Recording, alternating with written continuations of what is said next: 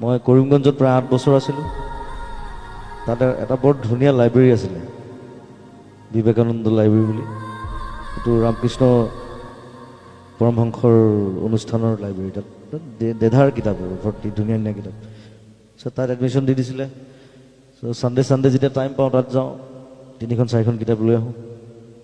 আৰু আমাৰ এটা খুব ধুনীয়া গ্ৰুপ আছিলে আমি ফাৰ্ষ্ট বেঞ্চৰ যিকেইটা আছিলোঁ 5টা ল'ৰা গোটেইকেইটাই মানে কিতাপৰ পাগল এটাতো এতিয়া স্ক্ৰিপ্ট ৰাইটাৰ হয় এতিয়া বেংগলত আছে সি চিনেমা স্ক্ৰিপ্ট লিখে সৌমিত্ৰ বুলি এটা আছে আমেৰিকাত তাপস সাহা বুলি এটা সিনহা বুলি এটা আছে শিলচৰত থাকে আমি সব কিতাপৰ পাগল আছিলোঁ আৰু